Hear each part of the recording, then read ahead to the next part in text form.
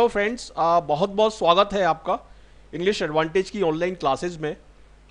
दोस्तों, इस वीडियो में मैं आपको बताऊंगा इडियम्स के बारे में, जो कि आपके लिए बहुत ही इंपॉर्टेंट रहेंगे सभी कम्पिटिटिव एग्जाम्स के लिए, particularly SSC CGL tier 1 and tier 2 exam के लिए। और आईबीपीएस बैंक पीओ में रीडिंग कॉम्प्रिहेंशन में अक्सर इस तरह के इडियम्स पूछे जाते हैं, और कभी कभी सेंटेंस इम्प्रूवमेंट में भी, और दूसरे कॉम्पिटिशन्स में भी आते रहते हैं ये, लाइक एनडीए सीडीएस और दूसरे डिफरेंट एग्जाम्स में भी। तो आईबीपीएस पीओ और आईबीपीएस क्लर्क के स्टूडेंट के लिए भी ये वीडियो बहुत इंपॉर्टेंट रहेगा। तो इसमें मैंने जो इडियम्स लिए हैं वो काफ़ी एग्ज़ाम्स में आते रहते हैं, रिपीट होते रहते हैं, और लास्ट ईयर क्वेश्चन पेपर में से लिए हैं, और एसएससी सीजीएल के लिए ये पर्टिकुलरली बहुत ही ज़्यादा यूजफुल रहेंगे। तो चलिए देखते हैं। देखिए, ये है इडियम की डेफिनेशन। ये मैं अपने प्रीवियस वीडियो में भी बता चुका हूँ कि इडियम होता क्या है। इडियम एक वर्ड ग्रुप होता है, एक शब्दों का समूह होता है जिसका लिटरल मीनिंग यानी शाब्दिक अर्थ उसके एक्चुअल उसके कॉन्टेक्चुअल मीनिंग से बिल्कुल अलग होता है।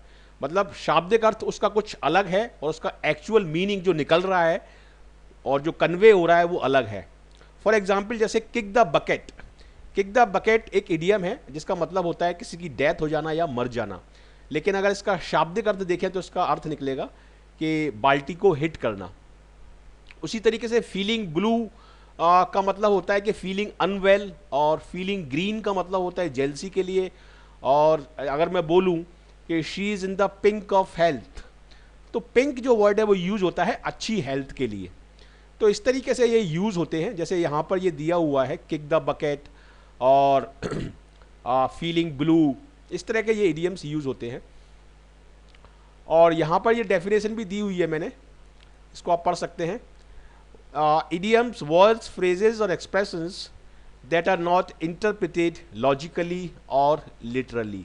मतलब लॉजिकली या लिटरली शाब्दिक रूप से उसका अगर शब्दों का आप अर्थ निकालेंगे तो उसको आप इंटरप्रिट नहीं कर सकते, उसको आप एक्सप्लेन नहीं कर सकते, ये इसका मतलब है। तो इडियम वर्ड ग्रुप होता है जिसका शाब्दिक अर्थ उसके एक्चुअल मीनिंग से पूरी तरीके से अलग होता है। तो चलिए देखते हैं, इंपॉर्टेंट इडियम्स हैं ये, बेहद इंपॉर्टेंट इडियम्स हैं और सभी एग्जाम्स में आ चुके हैं ये। देखिए, फर्स्ट इडियम है ब्लो ऑफ स्टीम। ठीक है, ब्लो ऑफ स्टीम, ये फर्स्ट इडियम है, ब्लो ऑफ स्टीम। इसका मतलब है show anger bye talking loudly. मतलब तेज आवाज में बोलना, चिल्लाना और अपना गुस्सा निकालना, या आप शुद्ध हिंदी में बोल सकते हैं अपनी भड़ास निकालना या अपना इरिटेशन निकालना। अब देखिए, इसका एक्सप्लेनेशन पढ़ते हैं। The idiom blow off steam simply means to rant. Rant का मतलब होता है talk loudly and in a way that shows anger. तेज आवाज में चिल्लाना, शिकायत करना और गुस्सा दिखाना, उसको भी हम रेंटिंग बोलते हैं, रेंटिंग, RANT। ठीक है। और shout in order to relieve stress. It is used as a verb, blow off steam. तो ब्लो ऑफ स्टीम का मतलब है कि अपनी भड़ास निकालना, अपना गुस्सा निकालना, उसको हम बोलते हैं ब्लो ऑफ स्टीम। अब देखिए, एक सेंटेंस देखते हैं, ये है एग्जाम्पल सेंटेंस। एग्जाम्पल सेंटेंस से वो पूरी तरीके से आपको जो इडियम है वो पूरी तरीके से समझ में आ जाएगा।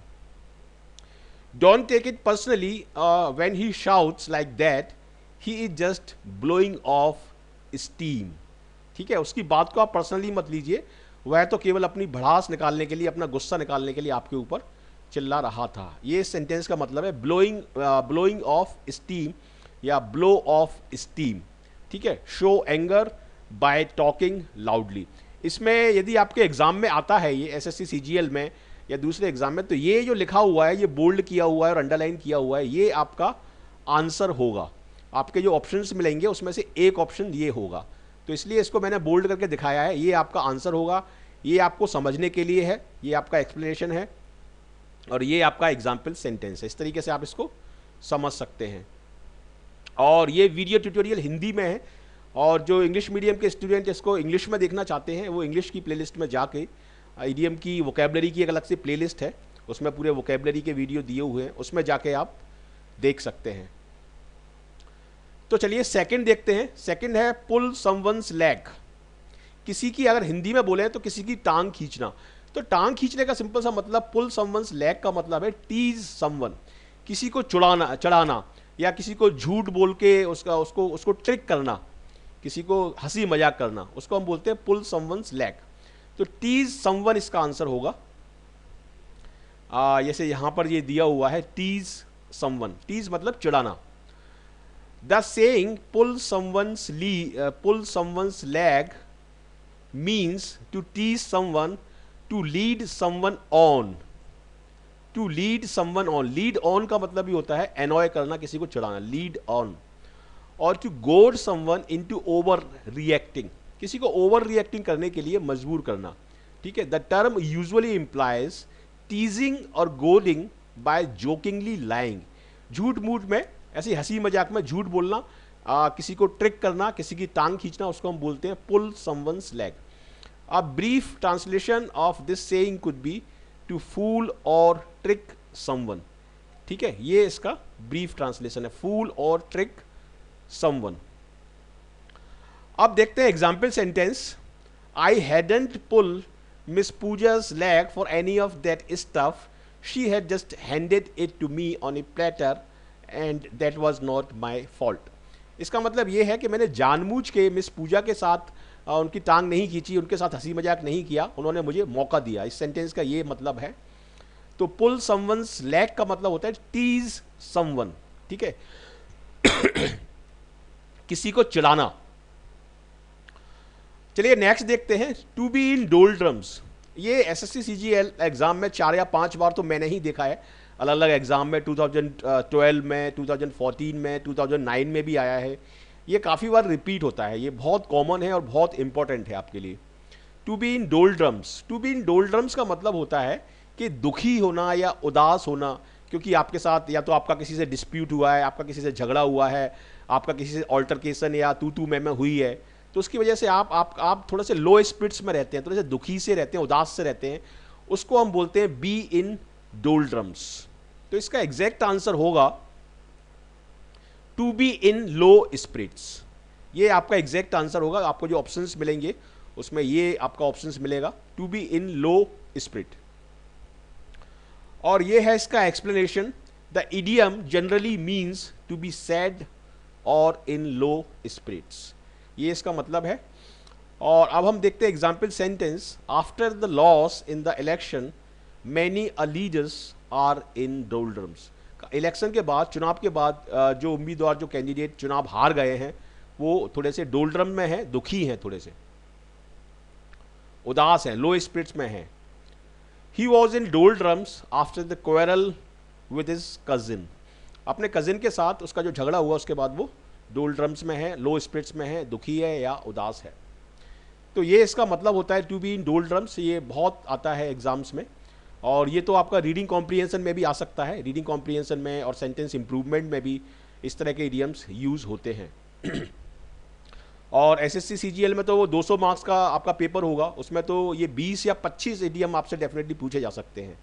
और सारे कॉमन इडियम के वीडियो मैं बना रहा हूँ, और इसके जो रिमेनिंग वीडियो हैं वो सारे आप देख लीजिए। वैसे तो सारे वीडियो आप देखिए इस चैनल के, तभी आपको थोड़ा सा कॉन्फिडेंस आएगा।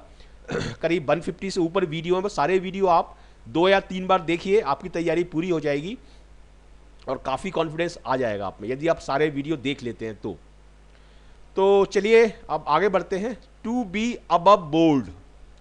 टू बी अबव बोर्ड का मतलब होता है कि यदि कोई बिजनेसमैन है और वो अपनी डीलिंग्स में या अपने ट्रांजेक्शन्स में पूरी तरीके से ईमानदार है, पूरी तरीके से ट्रांसपेरेंट है या पूरी तरीके से फेयर है, तो उसको बोलेंगे हम to be above board, to be honest, ईमानदार होना, ठीक है। The idiom to be above board generally means to be honest and to be fair in business dealings and transactions with other people and firms. तो ये इसका explanation है। और अब देखते हैं हम example sentence. Consumers rely only on those companies which are above board. मतलब कंज्यूमर्स जो हैं, उपभोक्ता जो हैं, वो उन्हीं कंपनियों पर विश्वास करते हैं जो पूरी तरीके से ईमानदार हैं या अबव बोर्ड हैं। तो ये इसका मतलब है we want to partner with the firms which are above board. हम ऐसी कंपनीज के साथ, ऐसी फर्म्स के साथ पार्टनरशिप करना चाहते हैं जो अपनी डीलिंग्स में पूरी तरीके से ट्रांसपेरेंट हैं और ऑनेस्ट हैं। तो टू बी अबव बोर्ड का मतलब होता है टू बी ऑनेस्ट। चलिए आगे देखते हैं। To have an axe to grind, ये बहुत कॉमन है एसएससी सीजीएल एग्जाम में, एसएससी सीएचएसएल एग्जाम में ये कई बार आ चुका है, और बैंकिंग एग्जाम्स में भी ये रीडिंग कॉम्प्रिहेंशन में कई बार आया है। तो to have an axe to grind का मतलब है कि कोई मतलब होना, कोई सेल्फिश इंटरेस्ट होना। सपोज आपका एक फ्रेंड है और 5 साल से आप उससे मिले नहीं हैं, और 5 साल बाद आप उसके पास जाते हैं क्योंकि आपको उससे एक काम है। आप अनसेल्फिशली नहीं जाते उसके पास, आपको एक काम है, उससे कोई काम निकालना है, तो इसलिए जाते हैं आप उसके पास। तो उस सिचुएशन में हम बोलेंगे कि you are going to your friend because you have an axe to grind, मतलब अपना मतलब निकालने के लिए, अपना उल्लू सीधा करने के लिए आप वहां पर जा रहे हो। तो इसको अगर इंग्लिश में बोलेंगे तो हम बोलेंगे a private end to serve. ठीक है, इन दोनों में से एक ऑप्शन मिलेगा आपको, और या बोलेंगे a selfish end to serve. End का मतलब होता है गोल या पर्पस। ठीक है, तो अपने पर्पस को पूरा करने के लिए, अपना जो मतलब है उसको निकालने के लिए किसी के पास जाना, तो उसको हम बोलते हैं to have an axe to grind. और एक्सप्लेनेशन देखिए, इससे एकदम मतलब क्लियर हो जाएगा आपको। To have a selfish reason for saying और डूइंग समथिंग, कोई काम करने के लिए सेल्फिश रीजन होना, उसको हम बोलते हैं to have an axe to grind. बहुत इंपॉर्टेंट है ये बहुत कॉमन है, कई एग्जाम्स में आ चुका है। The best reporting is done by people who do not have an axe to grind, मतलब बेस्ट रिपोर्टिंग उन लोगों के द्वारा की जा सकती है जिनका उस रिपोर्टिंग को करने में कोई मतलब नहीं है, जो पूरी तरीके से इंडिफरेंट हैं या न्यूट्रल हैं। ठीक है, तो वो एक ऑनेस्ट रिपोर्टिंग किसी भी चीज़ की कर सकते हैं, तो वही इस सेंटेंस का मतलब है। और यदि हम सेकंड देखें, after you get the same complaints from a number of people you begin to think it will not be just people who have personal axes to grind. ठीक है, मतलब ये ऐसे व्यक्ति का काम हो सकता है जिनका कोई मतलब नहीं है, जिनका कोई सेल्फिश इंटरेस्ट नहीं है, वो इस सेंटेंस का मतलब है। चलिए आगे देखते हैं। Question number 6, to bury the hatchet. देखिए इस वाला जो वर्ड है, इसका जो उच्चारण है, जो प्रोनाउंसिएशन है, करेक्ट प्रोनाउंसिएशन जो इस वर्ड का है वो है बैरी, ना कि बरी या बुरी। ठीक है, तो इसको हम बोलेंगे बैरी, BUR, और इसको हम पढ़ेंगे hatchet. To bury the hatchet, मतलब बैरी का मतलब होता है दफनाना, जैसे मॉमडन्स में दफनाते हैं उसको हम बोलते हैं बैरी। ठीक है, तो टू बैरी द हैचेट का मतलब है कि अपने जो पुराने डिस्प्यूट्स हैं, अपने जो पुराने डिसएग्रीमेंट हैं, उनको दफना के ख़त्म करना और फिर से फ्रेंड बन जाना। ठीक है, अपने जो पुराने ग्रज वगैरह हैं, पुराने डिसएग्रीमेंट या आर्ग्यूमेंट्स हैं, उनको भूल जाना और फिर से दोस्त बन जाना और फिर से शांति लाना। To make peace, to make peace इसका सही आंसर होगा, और ऑप्शन में आपको थोड़ा सा घुमा फिरा के भी मिल सकता है ये इसको, लेकिन उसका सेंस वही निकलेगा। To agree that you will forget about arguments, disagreement and animosity with someone and restore friendship again and make peace, फिर से दोस्त बन जाना और पुराने झगड़ों को, पुराने डिस्प्यूट्स को भूल जाना, उसको हम बोलते हैं टू बैरी द हैचेट। ठीक है, अब आप देखते हैं एग्जाम्पल सेंटेंस 2 है इसमें। The two teammates hope to bury the hatchet long enough to win the championship, मतलब दो जो टीममेट्स हैं वो उम्मीद कर रहे हैं कि वो पुराने झगड़ों को भूल के काफ़ी देर तक पुराने झगड़ों को भूल जाएंगे, और चैंपियनशिप को जीतने के लिए ये जरूरी है। Pakistan should bury the hatchet with India and work together to kill the terrorism, मतलब आतंकवाद को रोकने के लिए पाकिस्तान को सारे डिस्प्यूट्स भूल के और सारे डिसएग्रीमेंट इंडिया के साथ भूल के और एक मिल के और साथ में काम करना चाहिए ताकि वो आतंकवाद को ख़त्म कर सकें। ये इस सेंटेंस का मतलब है। चलिए नेक्स्ट देखते हैं। टू पुट 2 and 2 टुगेदर, ये भी बहुत कॉमन है, ये एसएससी सीजीएल एग्ज़ाम में 2 बार तो मैंने देखा है एग्ज़ाम में, ये 2008 या 9 में आया है। टू पुट 2 and 2 टुगेदर, इसका मतलब क्या है? इसका मतलब है आपके पास जो फैक्ट्स हैं या आपके पास जो सिचुएशंस हैं, उन सिचुएशन से या फैक्ट से कोई निष्कर्ष निकालना। ठीक है, तो इन्फर यहां पर एक वर्ड यूज हुआ है। इन्फर का मतलब है कंक्लूड करना या निष्कर्ष निकालना, और डिड्यूस का मतलब भी वही है, निष्कर्ष निकालना। इन्फर और डिड्यूस, टू इन्फर और deduce from the given facts. To infer और deduce from the given facts मतलब आपके पास जो फैक्ट्स हैं या सिचुएशन जो बोल रही है उसके आधार पर निष्कर्ष निकालना। जैसे जो सीआईडी या सीबीआई में जो एक्सपर्ट्स होते हैं वो केसेस को सॉल्व करते हैं, वो इसी तरीके से सॉल्व करते हैं, लॉजिक को निकाल के। The saying to put two and two together means to draw a conclusion based on the circumstances और द अवेलेबल फैक्ट्स। जो फैक्ट्स आपके पास अवेलेबल है, जो सिचुएशन कह रही है, उसके आधार पर किसी केस को सॉल्व करने के लिए निष्कर्ष निकालना, उसको हम बोलते हैं to put two and two together. ये है इसका example sentence, the CID team put two and two together and then solve the very complex case. ठीक है, सीआईडी टीम ने लॉजिक लगाया, निष्कर्ष निकाला और उस कॉम्प्लेक्स केस को सॉल्व कर दिया। He put two and two together and said that it was his boyfriend who used to harass her for money।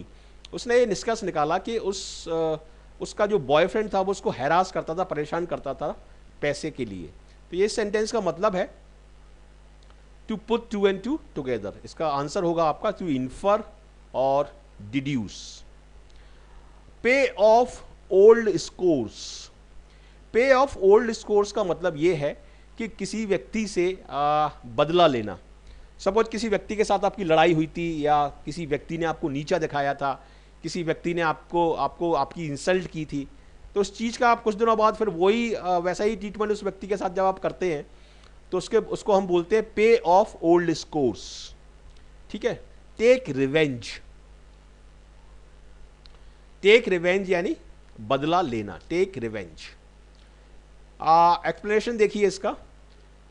The saying pay off old scores is an English idiom simply meaning to take revenge with someone। ये इसका explanation है। और यदि हम example sentence देखें, terrorist often plan out dangerous bomb explosions to pay off old scores with government. मतलब जो आतंकवादी होते हैं वो बॉम्ब एक्सप्लोजन्स को प्लान आउट करते हैं सरकार से बदला लेने के लिए। सरकार ने उनके साथ कुछ गलत किया है, गिरफ्तार कर लिया, जेल में डाल दिया। ठीक है, तो उसके लिए वो बॉम्ब एक्सप्लोजन करते हैं पुराना अपना बदला लेने के लिए। सेकंड देखिए, the Indian cricket team under the captaincy of MS Dhoni wanted to pay off old score with the Aussies. With the Aussies मतलब ऑस्ट्रेलियन टीम के साथ इंडिया की जो टीम है वो उस मैच को जीत कर अपनी पुरानी हार का बदला चुकाना चाहती थी। ये सेंटेंस का मतलब है। नेक्स्ट देखते हैं, प्लेइंग टू द गैलरी। ये बहुत यूज होता है, पर्टिकुलरली स्पोकन इंग्लिश में भी बहुत यूज होता है ये। प्लेइंग टू द गैलरी का मतलब है किसी चीज को ओवर स्टेट करना, बढ़ा चढ़ाकर कहना। बढ़ा चढ़ाकर इसलिए कहना ताकि लोगों का ध्यान मेन पॉइंट से हट जाए और उस तरफ वो आकर्षित हो जाए। ये इसका मतलब है playing to the gallery. Act in an exaggerated way in order to appeal to popular taste। ये इसका मतलब है बढ़ा चढ़ाकर किसी बात को कहना, घुमा फिराकर किसी बात को कहना लोगों को अट्रैक्ट करने के लिए। देखिए, this idiom to play the gallery is typically used to reference someone who spends time doing or saying things that will make people admire or support you instead of dealing with more important matters। मतलब ज़्यादा important matters को ध्यान नहीं देना और ऐसी बातें बोलना जिससे लोग आपको सपोर्ट करने लगें और आपकी तरफ आकर्षित हो जाएं। Play to the gallery. और एक मतलब ये है इसका और एक दूसरा मतलब ये है इसका। सेकंड मीनिंग ये है, to perform in a manner that will get the strong approval of the audience. मतलब इस तरीके से स्टेज पर परफॉर्म करना कि आपको जो ऑडियंस बैठी हुई है वहाँ पर उसका आपको एक स्ट्रॉन्ग सपोर्ट मिल जाए, स्ट्रॉन्ग अप्रूवल मिल जाए। To perform in a manner that will get the approval of the lower elements in the audience। Almost same meaning है। और ये है इसके एग्जाम्पल सेंटेंस, ये है first, politicians these days are more interested in playing to the gallery than exercising real influence on current world events. Current world events पर ध्यान न देने की अपेक्षा they are playing to the gallery, मतलब they are exaggerating things. Next देखिए, John is a competent actor but he has a tendency to play to the gallery. मतलब John जो है वो एक कॉम्पिटेंट एक्टर है, एक सक्षम एक्टर है, लेकिन उसकी टेंडेंसी क्या है कि ओवर एग्जेजरेट करना या ओवर स्टेट करना लोगों को आकर्षित करने के लिए। तो प्लेइंग टू द गैलरी का ये मतलब है। नेक्स्ट है to go to a long way. To go to a long way, इसके भी दो मतलब हैं। जैसे अगर मैं बोलूं किसी व्यक्ति के बारे में कि you will go a long way in this field, या he will go a long way in this field, मतलब वह एक लंबा रास्ता तय करेगा इस फील्ड में, यानी वह सक्सेसफुल रहेगा। तो एक तो इसका मतलब है सक्सेसफुल होना, टू गो अ लॉन्ग वे, और एक इसका मतलब है, यदि आप इस सेंस में बोलते हैं, ये दो सेंस में मैंने इसको यूज़ किया है और दोनों के एग्जाम्पल सेंटेंस दिए हैं। तो पहले ये वाला मैं पढ़ता हूँ। If something goes a long way toward doing something it helps someone to achieve something. इसका मतलब ये है कि कोई चीज़ यदि लॉन्ग वे है, देखिए इसका एग्जाम्पल सेंटेंस से आपको समझ में आ जाएगा ये। The money raised by the NGO will go A long way toward paying for his medical treatment. मतलब जो पैसा NGO ने इकट्ठा किया है वो काफ़ी हेल्पफुल रहेगा उसका मेडिकल ट्रीटमेंट करवाने के लिए। तो इसका एक मतलब है टू बी हेल्पफुल, ठीक है, और एक मतलब है व्यक्ति के सेंस में इसका मतलब है टू बी सक्सेसफुल। देखिए ये है इसका second meaning. If you say that someone will go a long way, you think they will be successful in their life और करियर। तो एक मतलब इसका ये है और एक मतलब इसका ये है, दो मतलब इसके निकलते हैं। और अब हम देखते हैं example sentence. It was clear from a very young age that she would go a long वे। मतलब बचपन से ही ये क्लियर था, ये पता था उसकी प्रतिभा को देख के, उसका टैलेंट को देख के कि वह डेफिनेटली किसी भी फील्ड में सक्सेसफुल रहेगी। तो इस तरीके से मैंने इस वीडियो ट्यूटोरियल में मोस्ट एक्सपेक्टेड और मोस्ट कॉमन 10 इडियम्स लिए हैं, और मुझे पूरी उम्मीद है आपको ये अच्छे तरीके से समझ में आए होंगे और आप इनका अच्छे तरीके से यूज़ कर सकते हैं। तो मैं एक बार फिर से इनको रिवाइज करके आपको बताता हूँ ताकि आपको अच्छे तरीके से ये लर्न हो जाए। टू गो अ लॉन्ग वे का मैंने अभी बताया है, टू बी सक्सेसफुल या टू बी हेल्पफुल होता है। और प्लेइंग टू द गैलरी का मतलब ओवर स्टेट करना या एग्जेजरेट करना या बढ़ा चढ़ाकर आकर्षित वे में किसी अपनी बात को कहना। पे ऑफ ओल्ड स्कोर्स का मतलब है पुराना बदला लेना। To put two and two together का मतलब है निष्कर्ष निकालना। टू बैरी द हैचिट का मतलब है फिर से दोस्ती कर लेना, पुराने झगड़ों को भूलकर। To have an axe to grind का मतलब है अपना उल्लू सीधा करना या अपना कोई मतलब निकालना किसी व्यक्ति से। टू बी अबव बोर्ड का मतलब है ऑनेस्ट और फेयर होना डीलिंग्स में। एंड बी इन डोल्ड्रम्स का मतलब है to be in low spirits, दुखी होना, उदास होना, डिस्करेज्ड होना, उसको हम बोलते हैं be in doldrums. Pull someone's leg का मतलब है किसी को चिढ़ाना या उसको ट्रिक करना, उसको हम बोलते हैं पुल समवंस लेग। और ब्लो ऑफ स्टीम का मतलब है गुस्से में चिल्लाना और अपनी भड़ास किसी व्यक्ति के ऊपर निकालना। तो इस तरीके से मैंने आपको ये 10 इडियम बताए हैं और अच्छे तरीके से आपको समझ में आ गए होंगे। और मैं आपसे रिक्वेस्ट करूंगा कि सारे वीडियो देखिए और इस वीडियो को भी 2 या 3 बार देखिए। आपको ये सारे वीडियो, सारे जो जितने भी इडियम्स मैंने बताए हैं सारे आपको रट जाएंगे और एग्जाम में आप आराम से इनको कर सकते हैं। तो यदि ये वीडियो आपको यूजफुल लगा है तो ज़रूर इसको लाइक करिए, शेयर करिए अपने फ्रेंड्स के साथ ताकि उनका भी फ़ायदा हो। कुछ लोग जो स्टूडेंट्स कोचिंग अफोर्ड नहीं कर सकते उनका बहुत फ़ायदा हो सकता है इन वीडियो से। और कमेंट करके मुझे बताइए ये कैसा लगा आपको ये, और उसमें बताइए किस तरीके से और इम्प्रूवमेंट मैं इसमें कर सकता हूँ। और यदि आप फर्स्ट टाइम इस चैनल पर आए हैं और फर्स्ट टाइम इस वीडियो को देख रहे हैं तो मैं आपका बहुत बहुत स्वागत करता हूँ इस चैनल पर, और आपसे रिक्वेस्ट करता हूँ कि ज़रूर हमारे साथ जुड़िए और ज़रूर इस चैनल को सब्सक्राइब करिए, आपको डेफिनेटली फ़ायदा होगा। और क्योंकि इसी तरीके के exam oriented video, result oriented video मैं इस चैनल पर अपलोड करता हूं, जिससे हमारे जो हज़ारों स्टूडेंट्स हैं उनको बहुत ज़्यादा फ़ायदा होता है। तो ज़रूर ज़रूर जुड़िए, ज़रूर सब्सक्राइब करिए, मैं आपका स्वागत करता हूं। और ये है मेरी कुछ लिंक्स। फेसबुक पर आप जुड़ सकते हैं मेरे साथ, एक इंग्लिश एडवांटेज ग्रुप है फेसबुक पर, उसको भी आप ज्वाइन कर सकते हैं। ये सारी लिंक आपको डिस्क्रिप्शन बॉक्स में नीचे मिल जाएंगी, वहाँ से आप ज्वाइन कर सकते हैं। आप ट्विटर पर भी मुझे फॉलो कर सकते हैं, लिंक्डइन पर भी आप मेरे साथ जुड़ सकते हैं।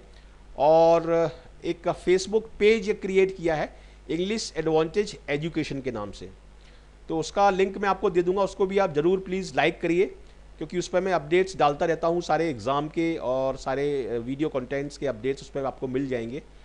और डिस्क्रिप्शन बॉक्स में आपको मेरा ईमेल आईडी और आपको मेरा व्हाट्सएप नंबर, वो भी दोनों मिल जाएंगे, तो वहाँ से आप उनको यूज़ कर सकते हैं और मुझे आप कांटेक्ट कर सकते हैं यदि आपको कोई भी प्रॉब्लम हो, या मैसेज कर सकते हैं या मेल कर सकते हैं, कभी भी कर सकते हैं आप, कोई भी आपको यदि प्रॉब्लम हो तो once again thank you very much for watching this video, and I wish you all the best for your bright future. Thank you.